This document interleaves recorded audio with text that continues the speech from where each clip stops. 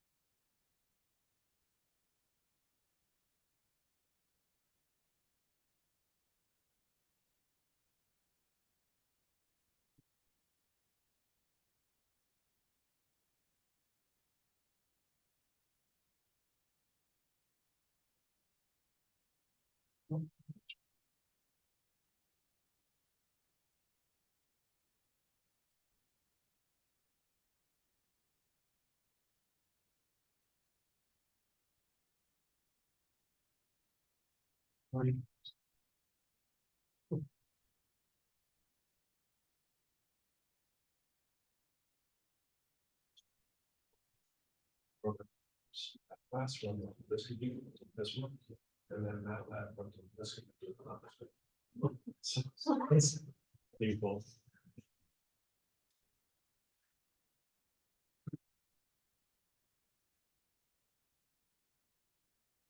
That's, is there any way to ask you about my thesis real quick? Let me write this down, then we'll.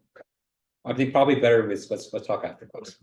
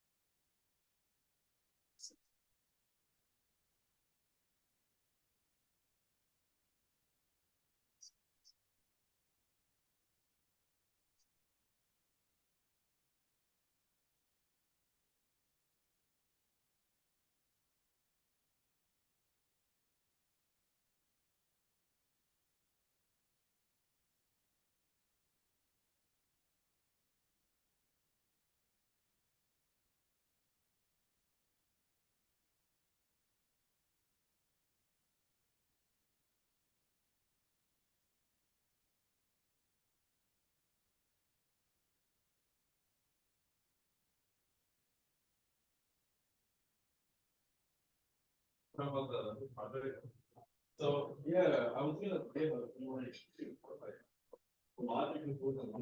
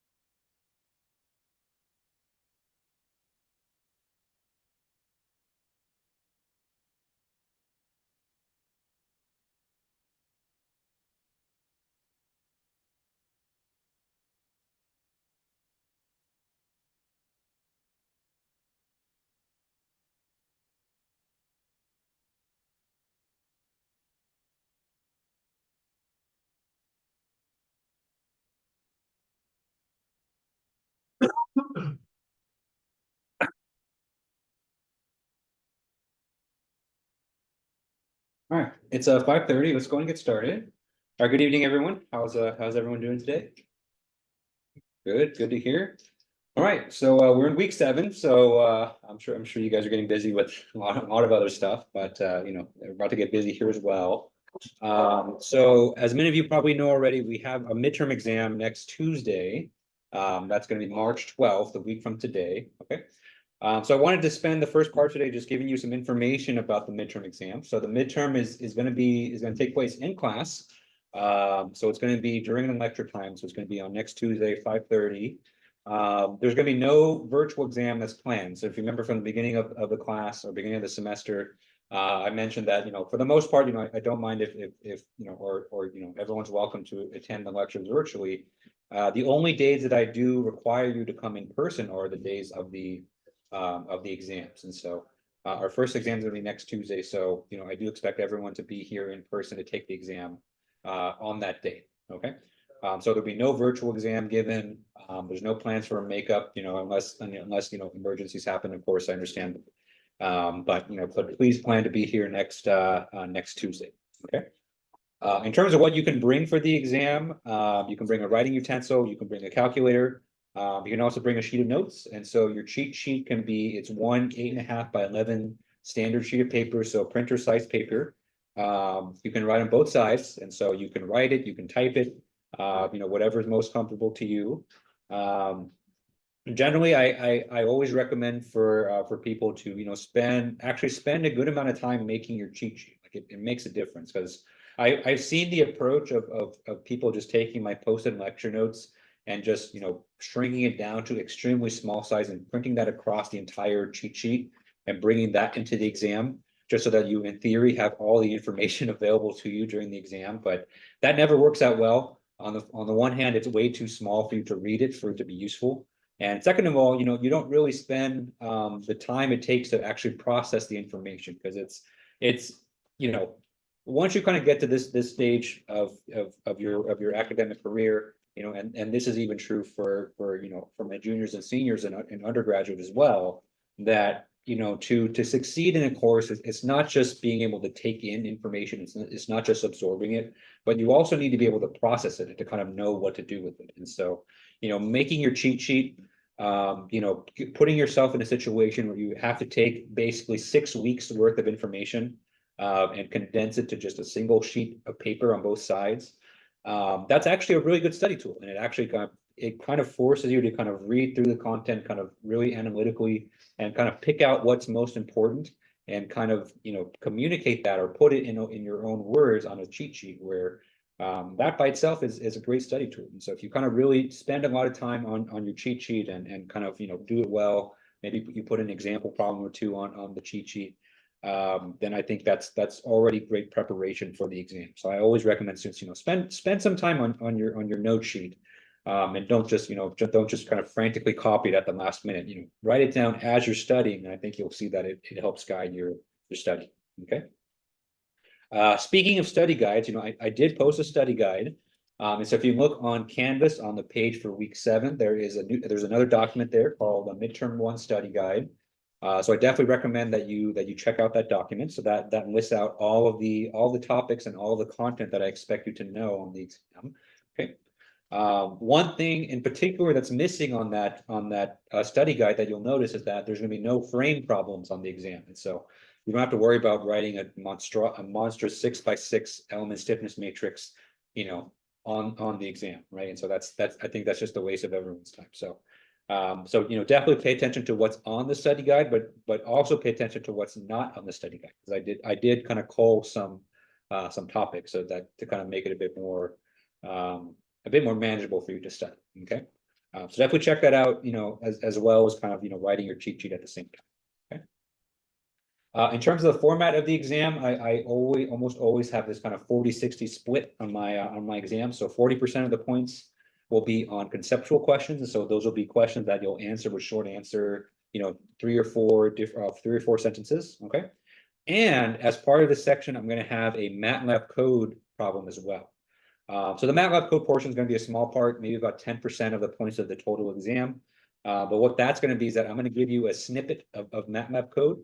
It's going to involve for loops and if statements and variables. and I want you to be able to tell me what's going to be the output of that code. So I want you to kind of, run through the code in your head and tell me, I'm probably going to make a variable, and I want you to tell me what the value of that variable is at the end of that code segment. Okay. Just because, last week we did spend quite a bit of time on reviewing MATLAB, kind of, doing this MATLAB tutorial. And that's something that we're going to use a lot going forward, especially this week, but then also once we get to the final project. So I really want you guys to study that as part of this midterm exam. So there's going to be a small MATLAB portion, maybe just one question where I give you a MATLAB code snippet, and then I want you to kind of tell me what the output of that code is. Okay.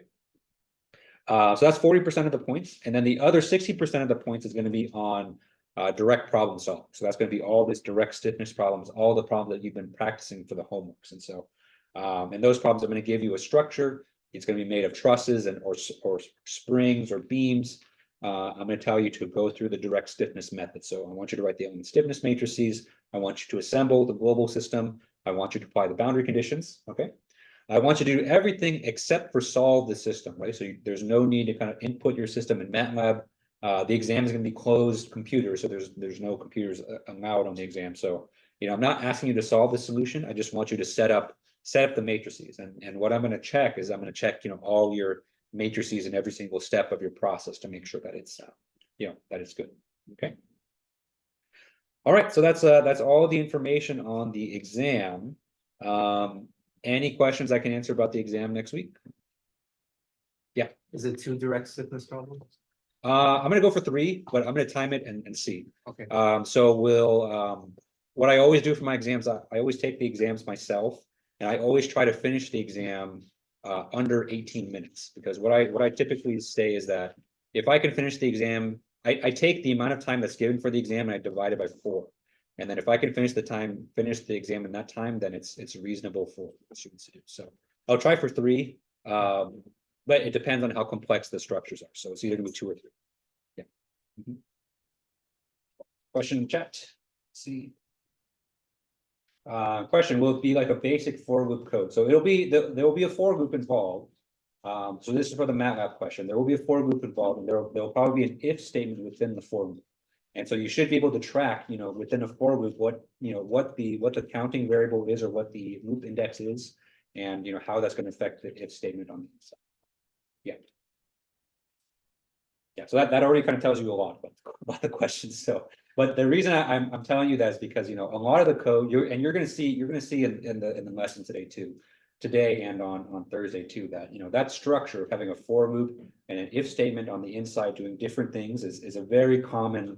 It's a very common structure that you'll see in finite element codes. And so you'll see it here. You'll see it, once we kind of revisit this for kind of the more mathematical finite elements, and you're definitely going to see it for the final project. So it's definitely good to get used to. Yeah. All right, question. So what categorizes a conceptual question? That's a great question. So let's actually look at the study guide. So you'll actually kind of see. Okay. So if you go to week 7 of the Canvas page, you can see I've posted this document here called Midterm 1 Study Guide. Okay. And so if you open this document, you can see that I've broken down all the content that you need to know between the conceptual information as well as the problem solving. Okay. So the problem solving objectives, these are basically just the direct stiffness problems. But for the conceptual questions, you can see here that I've kind of listed potential questions. And so, these are likely not going to be the questions that I give to you on the exam. They're probably going to be permutations of these questions. It may be a question, 2 questions merged into 1 or something like that. And so, I think maybe one good example here is,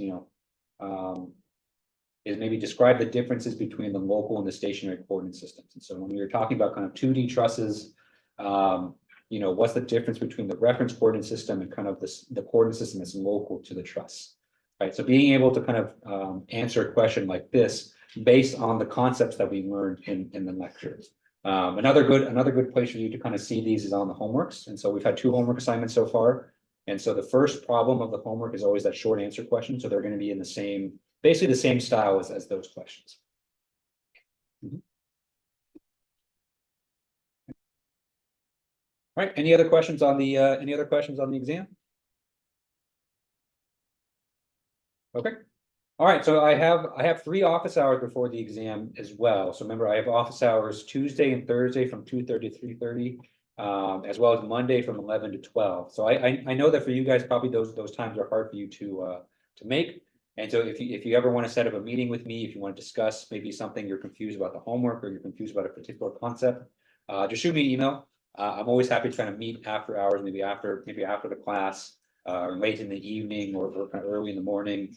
I'm fairly free this weekend too. I usually don't offer my weekends, but I know it's just with my schedule this semester, it was hard for me to give office hours kind of in the evening. So I know for this particular class, for you guys in particular, it's hard for you guys to make my office hours. So if you want to set up an appointment kind of late in the evening or sometime this weekend to discuss stuff, I'm open to that as well. Just shoot me an email. We can arrange it. Okay. All right.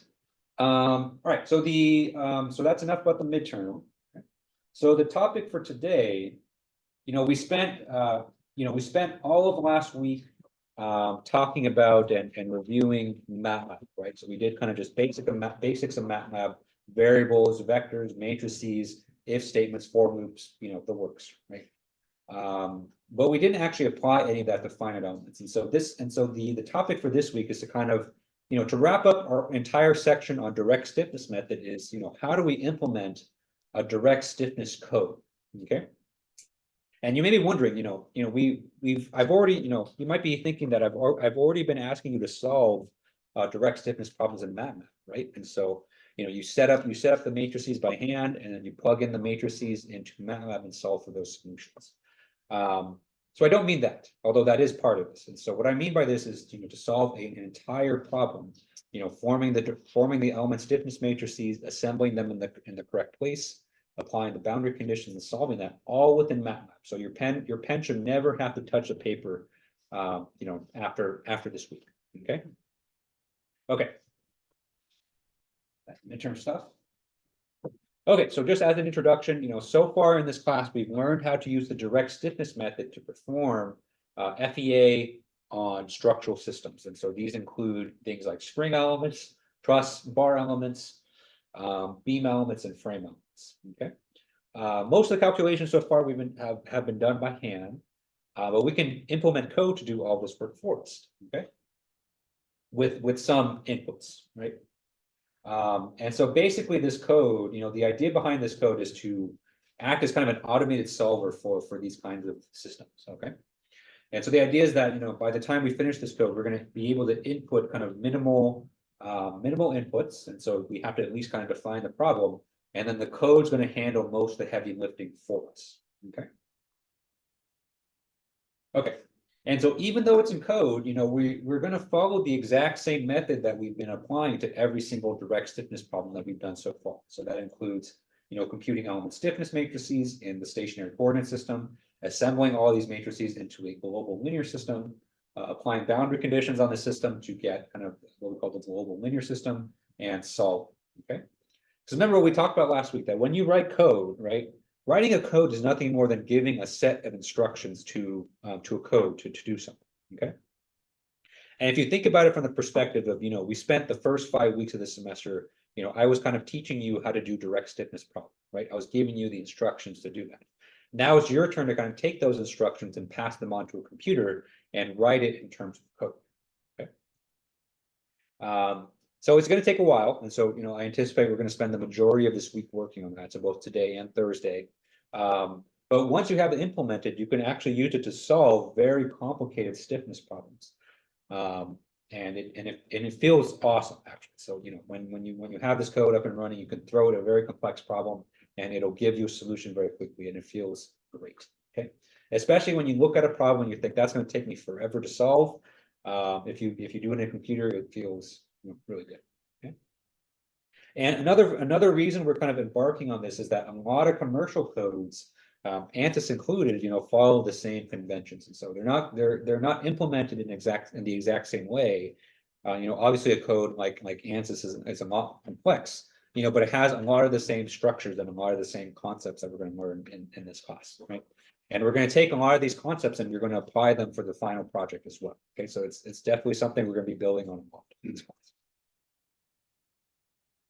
Okay, So compared, compared to doing problems by hand, I think the biggest adjustment or the biggest thing that you're going to have to do is to keep track of a bunch of variables, okay? Where these variables are going to hold all the data for our problems. So that's why I kind of labeled this slide data containers, okay? All right, because normally, if you were to do this problem by hand, you would write down all the matrices that you need to solve the problem, right? So you write them down by hand, and you kind of cross-reference that as you kind of assemble, apply boundary conditions and things like that. Okay. All that data and matrices and vectors that you would normally write down by hand, that now needs to be stored into a computer, and so you need to define variables in order to do all of these tasks. Okay. All right, and so keeping track of these variables, keeping track of these data containers, and kind of knowing what's inside them, knowing their structure, how they're used, that's going to be the big key to writing this code. And I think honestly, I think it's the biggest adjustment that most people face. Okay. All right, and so this whole week here is again kind of the same as last week. It's kind of interactive in nature. So if you go to the Canvas site and you wanted to follow along, I posted a starter code here, and so the code is called frame.fem_starter.m. Okay, and so I have that open here as well. And so what we're going to be doing is we're going to be filling this out, as we go. And so you can see here it's a 238 line code, so it's definitely a long code, and so definitely one that we're going to be working quite a bit. Okay.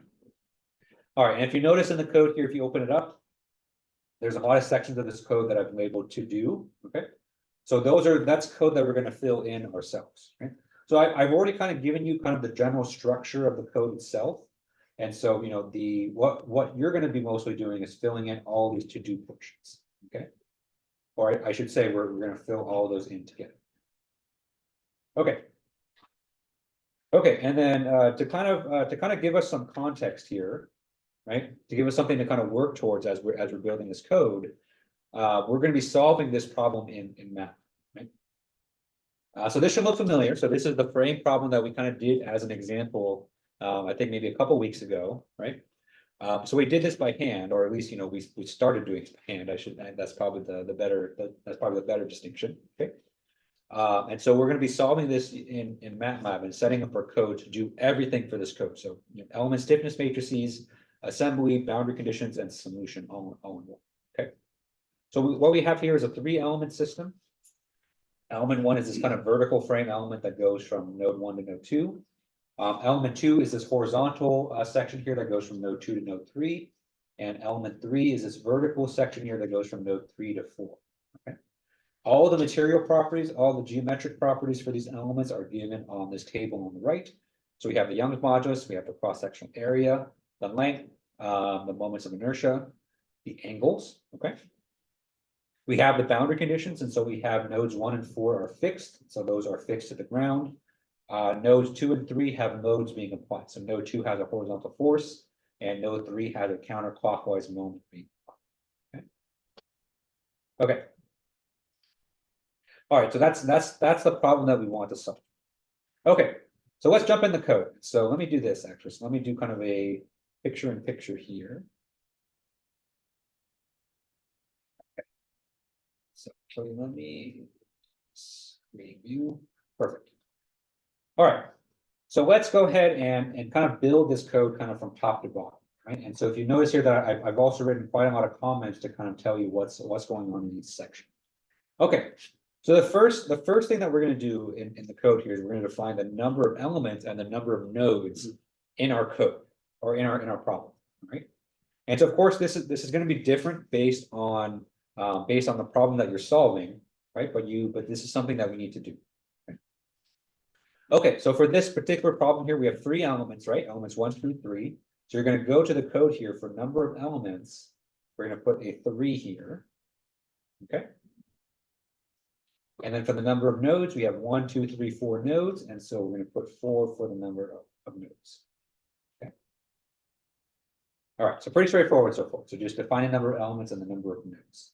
Okay. Okay. And so if you're looking for kind of the analogy with an ANSYS, right? what we have here is basically our mesh, right? So if you remember from ANSYS activity 1, your mesh is the discretization of your geometry, right? And so you take your geometry and you put a mesh on it, and that gives you elements and nodes. Okay. And so before doing anything, in order to solve a finite element problem, you need to know how many elements and how many nodes that you have in your mesh. Okay. So that's step one of this last one. Okay. Number 2, connectivity. All right. So this is kind of the first stumbling block here. Right? Okay. So now that we define the number of elements and number of nodes in the system, we have to define how the elements are connected to each other. Okay. So it's one thing to define the number of elements and nodes, but we need to know how they're connected, and this is key to us constructing our global stiffness system. Okay, so this is something we kind of glossed over when we did our hand calculations, because when we did our hand calculations, we could kind of look visually at this problem right here, and we could see element 1 is connected to nodes 1 and 2, element 2 is connected to nodes 2 and 3. Element 3 is connected to nodes 3 and 4. So it's something that we didn't really pay too much attention to. But when you're doing things in the computer in code, you need to be very explicit about this to tell MATLAB exactly what's up. Okay. And so the way that we tell MATLAB and we tell our code, how our elements are connected is through this connectivity matrix. Okay. All right. So let's talk about the format of this matrix here. Okay. Okay. So first thing I'm going to highlight here is the creation of this matrix, right? So you can see here that we have this line right here. Okay. So you can see that I'm creating a matrix of variable called connectivity, right? I'm using the equal sign, so that means we're going to set its value, and we're using the special command called zeros, right? So remember what the zeros command does. The zeros command makes an empty matrix with the size that's given here, where the first argument here is the number of rows. Okay. And the second entry here is the number of columns. Okay. So what this line of code tells us is that we're going to create a matrix here where the number of rows equals the number of elements, and it's going to have 2 columns. Okay. Okay. And that's always going to be the case. So you're always going to have 2 columns. And the number of rows is going to be equal to the number of elements. Okay. Okay, so the way it works is like this. And so each row in the connectivity matrix represents a different element. Okay. So row 1 is going to represent element 1, row 2 is going to represent element 2, row 3 is going to represent element 3. Okay. And then in the columns for each row, you're going to input the nodes that element is connected to. Okay. So for example, so let me go to the next slide here so you can see. Okay. And so if we're going to write the connectivity matrix for this particular problem, right? Element 1, so that's the first row in the matrix. So that's connectivity 1, 1 and connectivity 1, 2. Okay. So I wrote these even though they're separate lines of code. So normally you would do this, right? But since they're on the same row, I kind of put them on the same row here. Okay. So what this is going to do is we're going to specify the 2 nodes connected to element 1. Okay. Okay. And so let's go back to our problem geometry here. Okay. And so if we look at element 1 here, we can see that it's connected to node 1 on the bottom and node 2 up top. Okay. Right. So that's for element 1, which is this one. Okay. Okay. So let's go ahead and input this information. Okay. And so in our code here, we're going to go to the first row of the connectivity matrix, right? And for connectivity 1, 1, we're going to put a 1 right here. Okay. And then for connectivity 1, 2, we're going to put a 2 right here. Okay. So that way, we can see for the first row of this matrix, this first element is connected to nodes 1 and 2. Question. So if we had more elements, how will we add an extra line of code for each element? That's a good question. So if you have more than 3 elements here, so let's say that you had a structure here with 4 elements, you would basically copy this line of code here and put it right underneath. Okay. And you would change the first argument here from 3 to 4. So that you would specify the fourth row, first column, second column. If you have a fifth element, you can just add another line here. Okay. And then change this to 5 and 5. Yeah. Okay. So that is something you kind of have to do manually. Normally, if you have a big mesh, this information is generated in the mesh itself. And so you'll see that when we do the final project, that this information is actually generated automatically for you in the mesh. But because we're kind of doing these problems a little bit manually, you have to kind of input this information manually as well. Okay. Okay. So for those of you kind of following along, interactively, I'll go ahead and let you fill in the next 2 lines here. So row 2, that's for element 2, and then row 3 is for element 3. Okay, so you can go ahead and fill those in. I'll just give you guys 1 minute or so. It shouldn't take you long. Is it always the lower node on the left side, or? Yeah, that's a good question. So for this, actually, it doesn't matter too much, just because we're going to visit both ones. But it's generally good to be consistent. And so for me, I always put the lower number node in the first column and the higher number node in the second column. But the way that we're going to write our algorithm, it actually doesn't matter. So you can do either one. But it's good to be consistent, just so that when you have an element that's connected to the same node, then you put things in the right place. Yeah. It also affects your angle too, so it's good to be consistent from that end.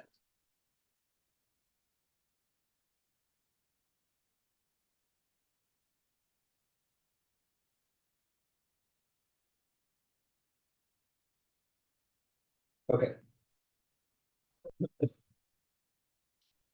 All right, so at the end of this code right here, your connectivity matrix should look like this. Okay. And so again, even though we're assigning the matrix kind of entry by entry like this, right? So we did this quite a bit last week. It's always good to have a track in your mind of kind of what this matrix looks like. Right? So I've drawn it for you here for this example problem, but when you go to do problems yourself, it's good to kind of visualize this in your head. All right, any questions on the connectivity matrix? Okay. All right, so the connectivity matrix, I think, is right now it may not seem that difficult, but for larger meshes, it's probably the thing that's hardest to keep track of. So not understanding kind of how to use the connectivity matrix is a pretty key concept in this class. Okay. All right, next. Next, we need to define all the material and geometric properties for our elements. Okay. So since we're doing frame elements, that means we need to define 4 material properties. We need to define the Young's modulus, we need to define the cross-sectional area, the moment of inertia, as well as the rotation angle for each element, and the length. So I guess technically it's 5 properties. Okay.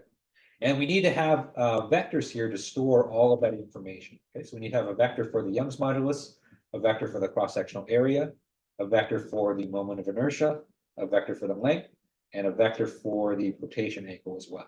Okay. So all of these are kind of formatted the same way. And so you can see here that on the one hand, I've created an empty vector here.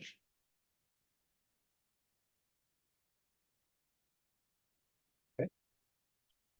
You'll see that as kind of a trend that we do here. And then once we've created the empty vector, we set the material properties kind of one by one. Okay.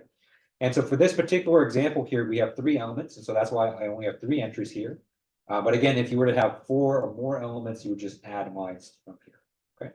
So each entry in these vectors here specifies the properties for that particular element. Okay. So this first entry of this eprop vector defines the Young's modulus for element 1. The first entry for this aprop vector here defines the cross-sectional area for element 1. Iprop specifies the moment of inertia for element 1. Okay. And then entries 2 and 3 specify the properties for elements 2 and 3 as well. Okay. Okay. So the next step here is just to kind of fill in these vectors here. So actually, let me go back up to the problem so you can see. Okay. So for all of these vectors here, we're going to fill in the properties that are outlined in this problem here. So for the Young's modulus, we have 30 E6. Okay. All the elements have the same Young's modulus, so I'm going to do 30 E6 for all of them. Okay. The cross-sectional area, all the elements have the same cross-sectional area, which is 10-inch squares. So I'm just going to put 10 for all of these.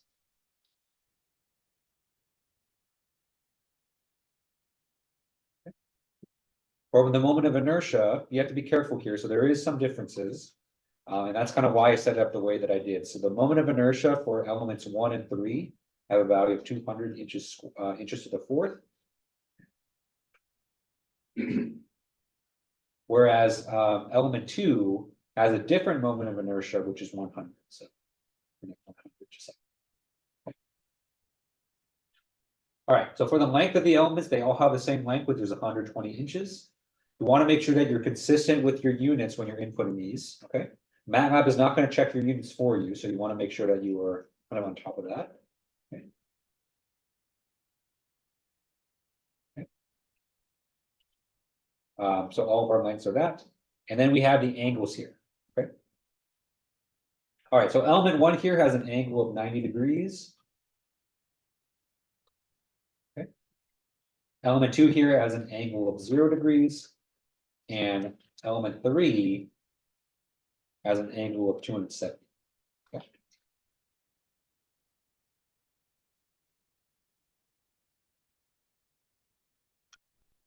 Okay. And I'm going to leave a note here. This won't be relevant until later, but let's remember that we specified our rotation angles in degrees. Okay. So actually, you know, when you're inputting angles in MATLAB, when you're using things like sine and cosine and tangent, MATLAB actually intrinsically expects you to input them in radians. And so you can actually input these in radians if you want as well. So if you want to do 90 degrees in radians, 90 degrees is pi over 2. Okay. 270 is 3 pi over 2. Okay. But there's actually a way to use degrees, and so actually I'm gonna modify from my original code a little bit, just because, you know, degrees, at least to me, degrees are a little bit easier to parse rather than radians, and so we'll go with the degree version. But just note that, you know, we are giving the angles here degrees. Okay.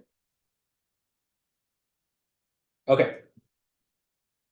So far, you know, the code's been pretty boring, so we're just kind of specifying these vectors, but you know, all of these vectors and all of these matrices are going to play a very important role in a bit. Okay. Any questions on all this? Do you have to put rad to a degree, or degree to rad over the 90, or? You could. So if you wanted to, you can do the whole thing in radians. And so actually, I think the conversion factor is you multiply. You can do it manually, so you just do pi divided by 180, right? So that would automatically convert from degrees to radians. But I'm going to show you how to actually do the whole thing in degrees. Actually, the only difference is that instead of saying, you know, sine of an angle, you do sine d. So sine d means compute the sine of this angle, but the input is in degrees. So yeah. So I have a solution code for this. I'm going to post it after this week. And so I think that one actually uses radians, but the one we'll do in the class will use degrees. It's a small difference, but I think it's a nice one. All right, any other questions on up to this point? Okay. All right, so let's go ahead and continue. Okay. Next thing, another kind of somewhat boring part here are the boundary conditions. Okay. So we need to specify, you know, which nodes are going to have boundary conditions. Okay. Not only which node are going to have boundary conditions, but which degrees of freedom are going to have boundary conditions as well. Okay. Because for this particular problem, let's go back to the problem statement. I know I keep coming back here. Okay. We have 4 nodes, right? But each node actually has 3 degrees of freedom. So we have dx, we have dy, and we have its rotation theta. Okay. So 3 degrees of freedom per node.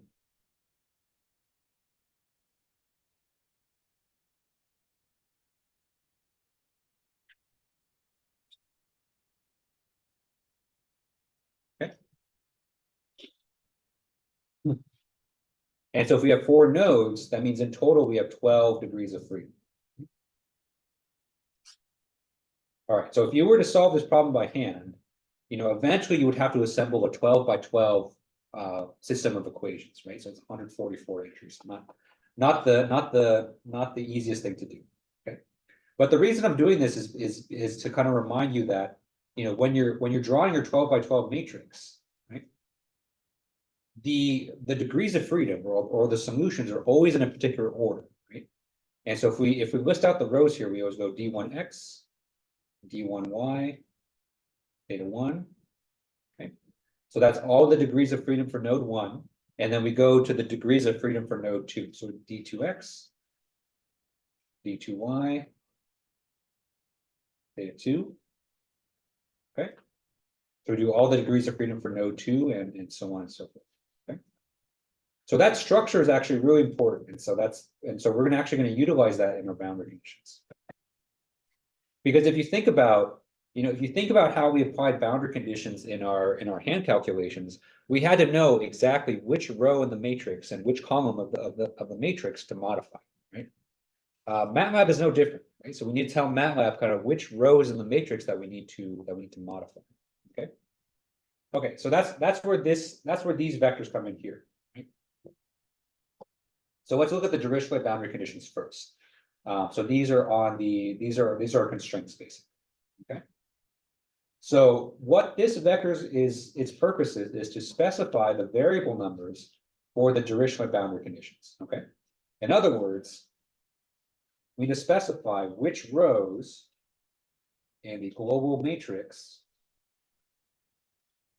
to modify for the constraints. Okay. Okay. So let's go back to our problem. Okay. So from this problem statement, we know that nodes 1 and 4 are fixed, right? So let's look at node 1 first. So if node 1 is fixed, that means the first row, the second row, and the third row are going to be replaced, right? So they're going to be replaced with all zeros except for a 1 on the diagonal, right? Okay. Then we have 0, 1. I didn't even count how many zeros that was. Hoping that's enough zeros. Probably. Okay. Okay. So just by the fact that node 1 is fixed, that means the first 3 rows are going to be modified. Okay. For node 4, right? Node 4 is the last node that we have, so that means the last 3 rows are going to be modified. Okay. So these are the modifications for node 4. And if you look at the last 3 rows of a 12 by 12 matrix, that's going to be rows 10, 11, and 12. Okay. And if we add that together with the first 3 rows, so the first 3 rows are 1, 2, 3. Okay. We know that eventually we're going to have to modify these 6 rows, right? Rows 1, 2, 3, 10, 11, 12. Right? So let's tell MATLAB that. So let's tell MATLAB, get ready, that eventually when we specify our Dirichlet boundary conditions, we're going to modify rows 1, 2, 3, row 10, 11, and 12. Okay. And we're going to separate each entry with a comma there. Okay.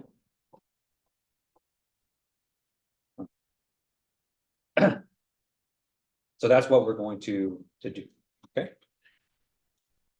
All right. So again, this one we kind of knew by hand, but for a more complex structure, you need kind of a more systematic way of determining what these nodes are. Okay. Okay. And so what I have here, instead of kind of doing this visually, which is kind of what we just did, you can do it via equations as well, right? So what I have here are kind of 3 simple formulas that will give you kind of the dx index or the dx row, the dy row, and the rotation angle theta for a particular node I. Okay. So I here is the node number. Okay. And so let's say that you have a very complex structure with 27 nodes, right? And you want to find out which rows of the matrix correspond to dx, dy, and theta for node 17. Okay. And so you can use these formulas to kind of determine that. Right? And so we have 3 times I minus 1 plus 1. That's going to give you the index for dx. Okay. We have 3 times I minus 1 plus 2. That's going to give you the index for dy. And then we have 3 times I minus 1 plus 3. That's going to be the index for theta, for the rotation angle. Okay. Okay. So just as an example to kind of show you that these equations work. So let's say that we want to find the row associated with dy for node 3. Right? So we want to get dy3. Okay. And so we're going to use this formula right here because we want dy, and we're going to plug in I is equal to 3. Okay. And so if we do that, we get 3 times I minus 1. 3 minus 1 is 2. So 3 times 2, which is 6, plus 2 is 8. Okay. And so if we want the row for the y displacement of node 3, we would go to row 8 of our matrix. Okay. And so if we were to apply a boundary condition on that row or on that particular degree of freedom, we know that we need to modify row 8. Okay. Okay. So keeping track of these indices is also going to be a challenge as well. Again, it's something we kind of did just by hand, just by intuition when we were doing this. But for a computer program, you need to be very explicit about these things. And so I think I think for a lot of people, that's kind of the biggest disconnect, that, things that we kind of just know by intuition, just by looking at a picture, and kind of, trusting our process. For a computer, you have to be very explicit about how you instruct them. Okay. Any questions on this part right here? Okay.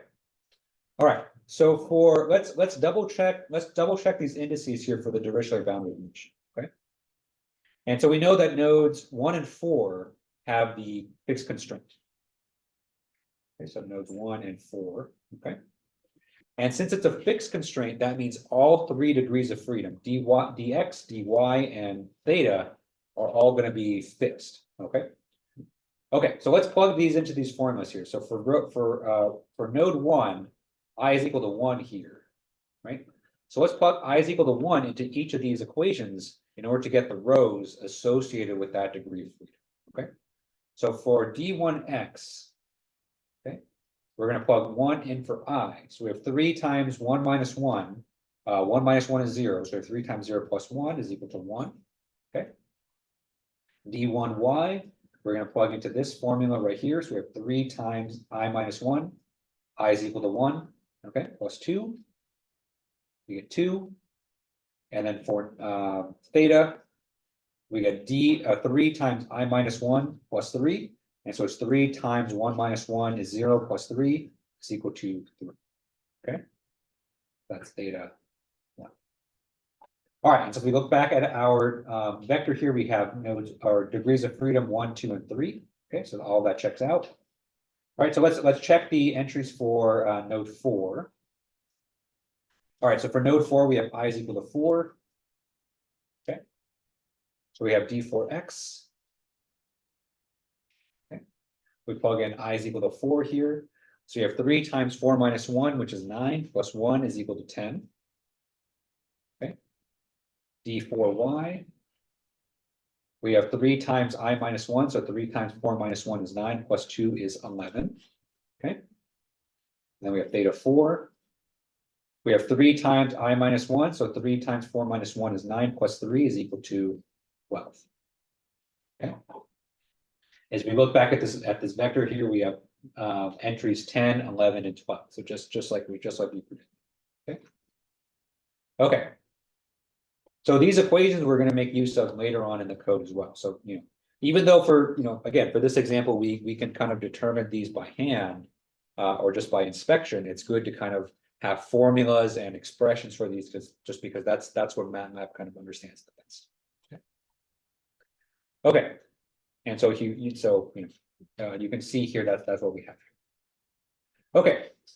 So next, let's do this for the Neumann boundary conditions or for the loads. Okay. So let's come back to the figure. Okay. Okay. So we have 2 loads on this diagram here. So we have a load that's being applied on node 2. Okay. We have F2x. Okay. And then we also have a moment being applied on node 3, so we have an M3 as well. Okay. Let's use the same formulas to determine, what row of the matrix that these are going to be taking part in. Okay. Okay, so the F2x row, going to get the same formula. So we have 3 times I minus 1 plus 1. Okay. And so since we're on node 2 right here, we're going to plug in I is equal to 2. Okay. So you have 3 times 2 minus 1, that's 3, plus 1 is 4. Okay. Next, we need the row for M3. So for M3, we have 3 times I minus 1. And since it's a rotational degree of freedom, we're going to add 3 instead of 1 here. Okay. Okay, so for node 3 here, we're going to plug in I is equal to 3. So we have 3 times 3 minus 1 is 6, plus 3 is 9. Okay. And so the indices that we're going to apply our Neumann boundary conditions are going to be 4, okay.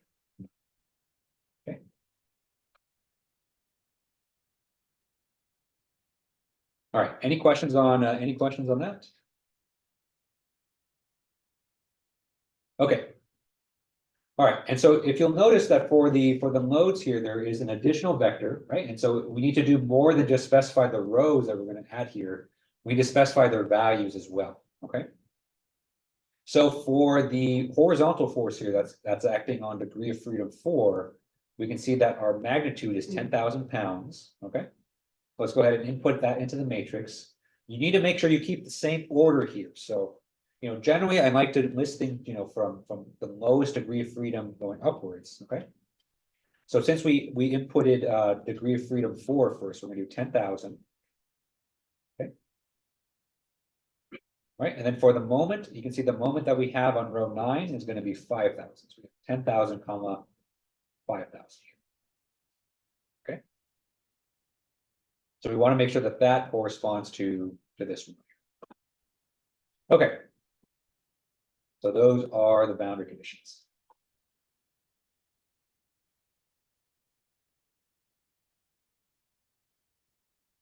All right.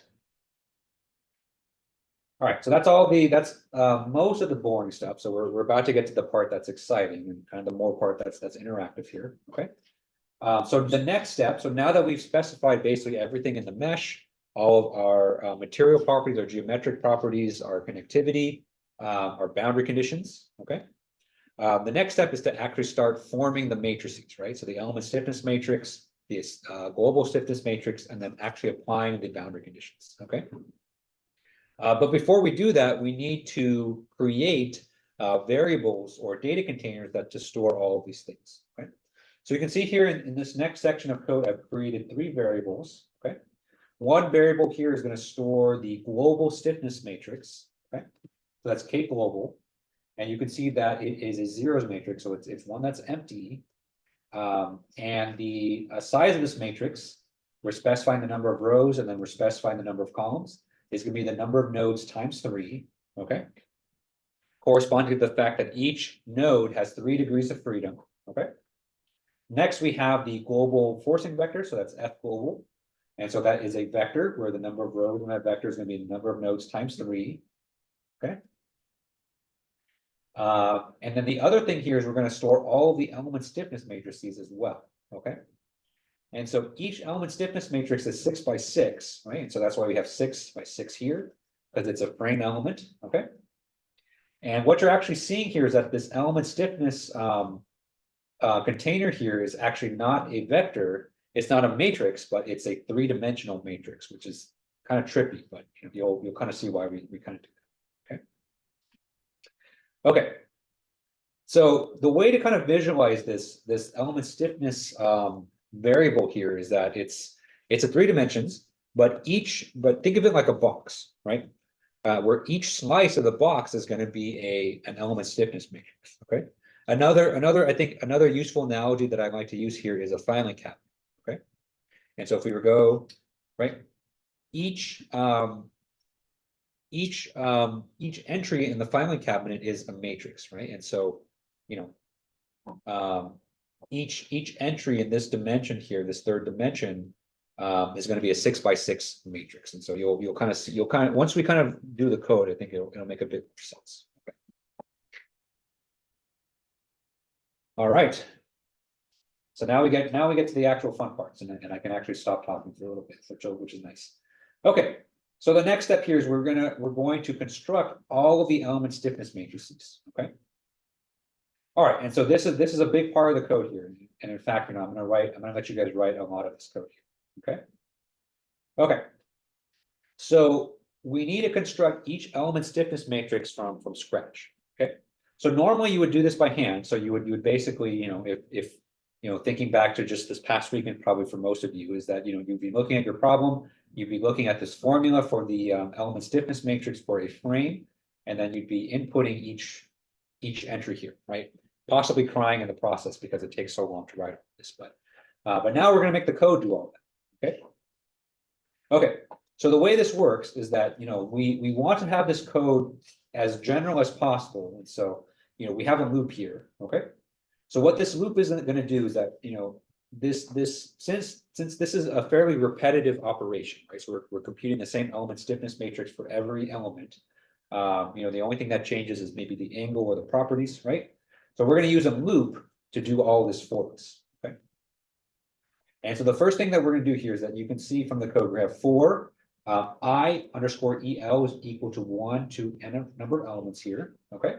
So if you read kind of the tooltip above this, is that we're going to loop over all the elements and build the element stiffness matrix for each element. Okay. We're just using a loop to kind of make things a little bit easier for us. Okay. Okay. All right, so now we're inside the loop, right? And so now you kind of have to kind of switch your reference frameworks, kind of switch your thinking to kind of loop mode. Okay. Okay. So each iteration of this loop is going to be a separate element. Okay? So for each element that we have, think back to our normal routine for computing these element stiffness matrices. So the first thing that we do is we compute the sine and cosine of the angle for this element. Okay. Okay. So we're gonna start to make use of our vectors that we defined earlier here. Okay. All right. So first we're going to define c, and so the c variable here is going to be cosine of the angle, where the angle of the vector or angle of this element, and in fact it may be better for me to do this. Okay. So let me define a variable here called theta. Okay. This is going to be theta prop at IEL. Okay. And then we're going to take cosine of that angle and then sine of that angle as well. Okay.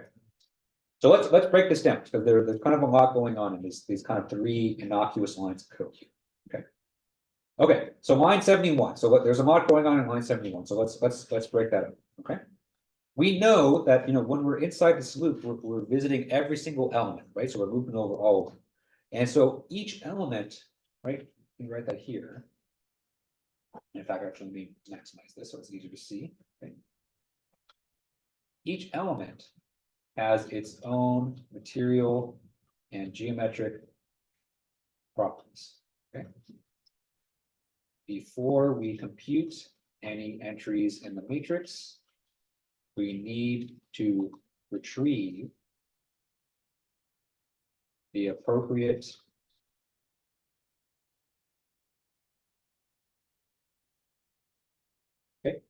before we compute anything. So before we input any equations for our element stiffness matrix, we need to retrieve the appropriate elements, appropriate properties. Okay.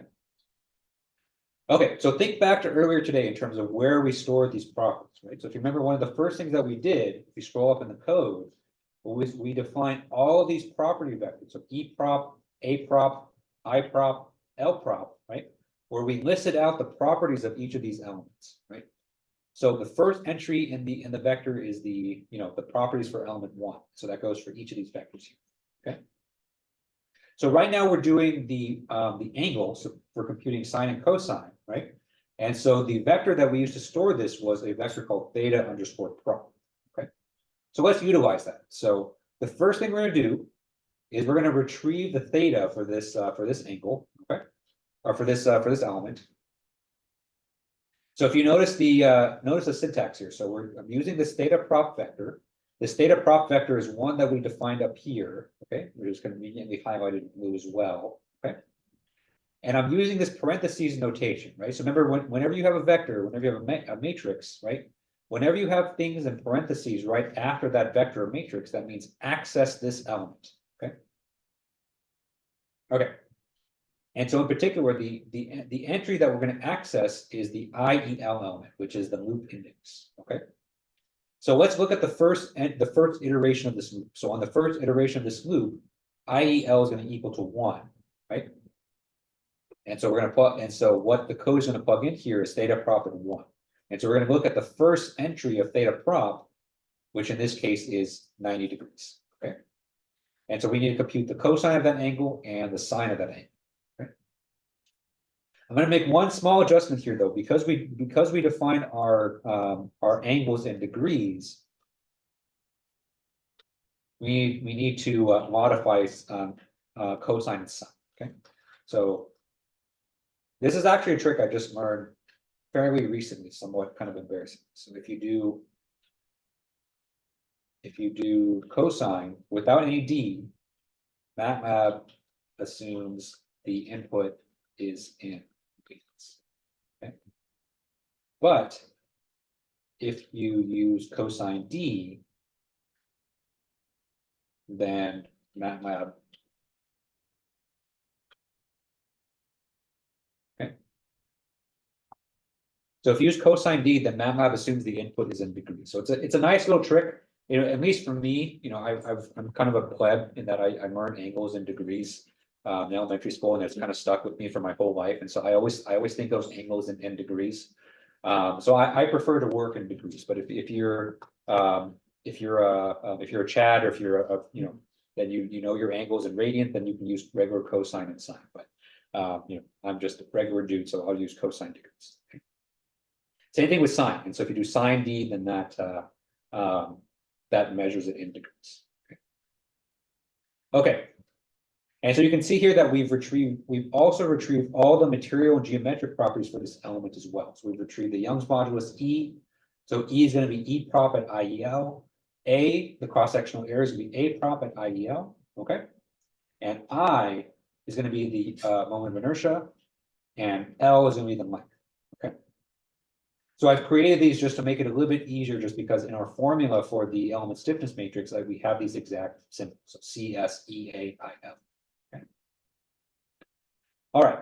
So this first part of this loop here is we're just retrieving properties, and we're kind of getting ready to compute things. Okay.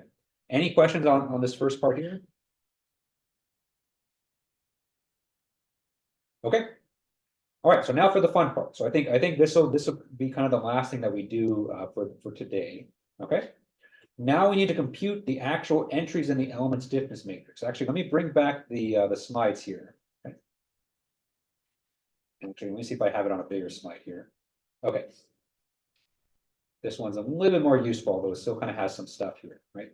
So this right here is our element stiffness matrix for a frame.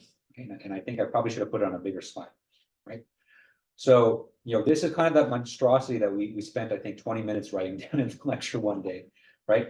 And so the next thing that we're going to do here is we're going to compute entry by entry, right? So each entry here, what it should be for the front, okay? So I've done the first row for you, right? So I've gone ahead and computed the first row, okay? So the first row being everything with 1 here, okay? So we have first row, first column, first row, second column, first row, third column, and so on and so forth. And you can see here that each of these entries here correspond to exactly what the formula is for that entry. Okay. Okay, so I've kind of done the first row for you right here. Okay. All right, so what you guys are going to do, for those of you that are following along for the next 10 minutes, is I want you to kind of fill in the entries for all the other rows in the element stiffness matrix, right? So, and I've already kind of organized it for you. So I have second row, right? So everything in this block here is for the second row, first column, second column, third, fourth, fifth, and sixth column, third row, fourth row, fifth row, and sixth row. Okay. So what? Oh yeah. What is the I_EL in that? Yeah, that's a good question right here. So So remember what I told you that this K element here, this variable that we defined is actually a three-dimensional matrix. So the way I've kind of organized it here is that, these first two entries here, that's traditional kind of row of the element stiffness matrix and column of the element stiffness matrix. This third entry here is an index that keeps track of the element. And so we're actually computing in this case, all three element stiffness matrices, but we're just kind of filing them all next to each other. So, for the first element, this IEL is going to be 1, right? And so remember this IEL, this is our loop index right here. So we're looping over each of the elements here. So that IEL is always going to be 1 for one iteration. And then once we're done computing things for the first element stiffness matrix, we store that away. And then we then compute things for the second element stiffness matrix. So that IEL becomes 2. So it's kind of a way to store each element stiffness matrix by making this three-dimensional filing cabinet. That's the way I can think of it. Yeah. So for now, you can kind of just leave those alone. And in fact, actually, I've kind of done all that for you. So for a given loop index, this IEL should be the same for all of them. Yeah. Okay. So you guys can go ahead and fill in the rest of this code here, okay? If you'll notice that I did kind of one thing for you, and in fact, you can make use of this too, right? One thing that you'll notice is that, for the second row and the third row, I've made use of the symmetry of the matrix, right? And so we know that, just from practice that this matrix is symmetrical, right? So whenever we finish writing this first row, we can write that first row into the first column, right? So the entry in the second row and the first column, right? So that's entry, this one right here, okay? By symmetry, that's going to be equal to this, I'm sorry, this is first row, second column, right? First row, second column, okay? By symmetry, this is going to be equal to the entry that's in the second row and the first column, okay? And so you can see that I've set up my MATLAB code to kind of do that for you. So what we know is that the entry in the second row and the first column has to be equal to the entry in the first row and the second. Okay. And I've done the same thing here. So basically the way you do symmetry is you just swap the row and the column. Okay. So K element at 3, 1 is equal to K element at 1, 3. K element at 3, 2 is equal to 2, 3. Okay. We don't have symmetry for all the other entries, and so those you have to enter by hand. Using the formulas in this matrix here. Okay. All right, so I'll give you guys maybe 10 minutes to do this, and so go ahead and fill in the formulas for each of the other entries here. Okay. If you have questions, you can raise your hand, and I can come around. But it's not, you're basically just copying these formulas here, and I'll leave this on the screen for those of you that are following along. So you're just kind of inputting each one. So it's mostly just kind of a little bit tedious at this point. Okay.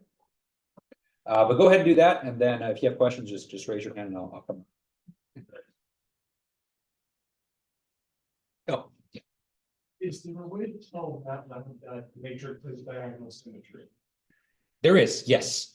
I think there's a special command in MATLAB where you can define a symmetric matrix. And in fact, you can actually save some space with it, because for a symmetric matrix, technically, you don't even need to store this bottom entry here, right? The only unique entries are the ones on the top half. So I think there's a special command in MATLAB where you can say this is you define the upper diagonal of the matrix and then just reflect it down the bottom. But it's a specialized command that I don't know exactly what the command is, but I know it exists in MATLAB that you can make use of that.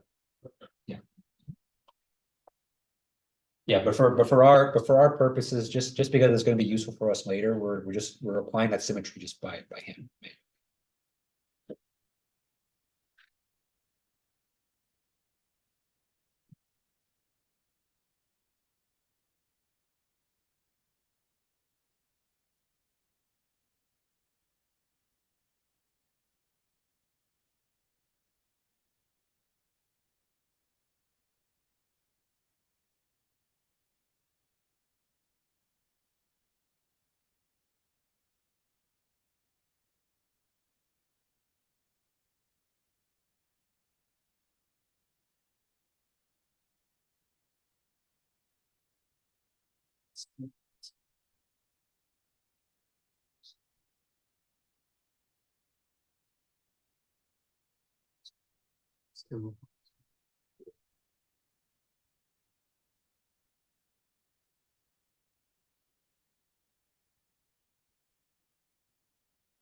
There we go.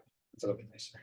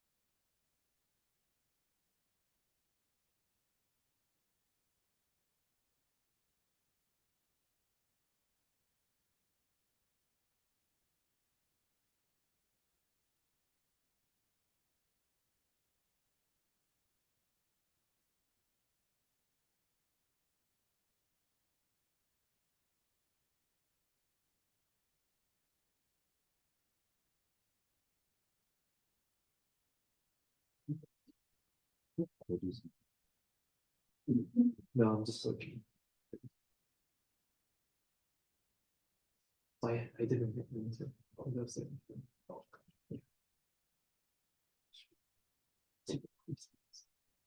because that, yeah, a lot of them are just the difference. So it's much.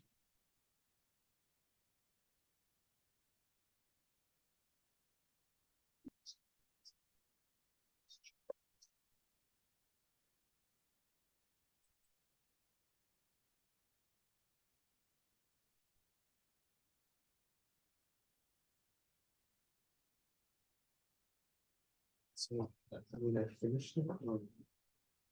So the thing was like the second free problem. I actually found that easy because it was just like, so there was like a lot of like symmetry. Like, it was really like,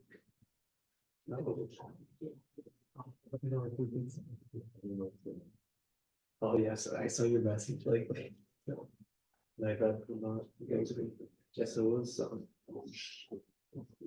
yeah it's a but it was just it's everything's a constant most of it. You just have to work out the x's.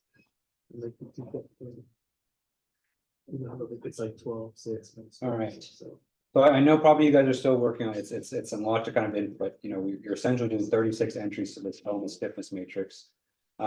Before everyone goes, I do want to give you a preview of what we're going to do next time. So after we're done computing the element stiffness matrices, you know, I'll go ahead and fill this in before next time as well, just so you can check.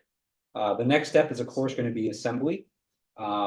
We'll spend quite a lot of time talking about assembly here because assembly is probably the hardest thing or the thing that's logically the most difficult. You know, we'll spend a bit of time on that. And then we're going to apply the boundary conditions. Boundary conditions, because we kind of set things up the way that we did, it's you know pretty straightforward actually for the boundary conditions. And then we'll solve, right? And so when we come back on Thursday, we'll finish this code, and so we'll kind of finish all the explanations and all the fill-ins for that. Okay. So I chose frame problems very deliberately because frame problems I think are the most difficult type of problems that we've done so far, and you know we're writing the code together on how to solve it. Okay. Your homework after this is going to be to write a code. For a 2D truss, okay? And so you're going to take the same skeleton framework that we have for the code here and modify it to solve a 2D truss problem, okay? So a truss problem obviously is not as complex as a frame problem. Your element stiffness matrices are only 4x4 instead of 6x6, okay? And so it's you know in terms of complexity it's less than this, but I think you know I'm mostly going to let you guys do it on your own. So I think that's going to be the challenge is kind of, you know, for the frame problem, I think it's good. We can do it all together. We can explain all the logic behind it. But once you're kind of out there and you kind of writing the code on your own, it's kind of a different story. So I think for the next class, probably it's only going to take me about half the class to go over assembly and the boundary conditions. And then we'll spend the other half of the class. I'll let you guys get started on the truss code. And then, you know, I'll go around and kind of help you guys. So next class is going to be a bit more interactive. So definitely, if you didn't get a chance to today, you know, definitely bring your laptop or open up the computers here from MATLAB, and then we'll work on that truss code together for next time. Because whatever you don't finish at the end of class on Thursday is going to be homework that's due after the midterm. Okay. All right. Any final questions before we wrap it up for today? Okay, all right, so I'll stick around for another couple of minutes. For those of you who still have questions on the code. Remember, if you weren't here at the very beginning of class today, I did go over information on the midterm, so make sure you either check out the recording or maybe write really fast what I have here. All right, and so remember our midterm is next Tuesday in class. So hope you guys enjoy the rest of your evening. Hope you guys enjoy the rest of your day, and I will see you on Thursday.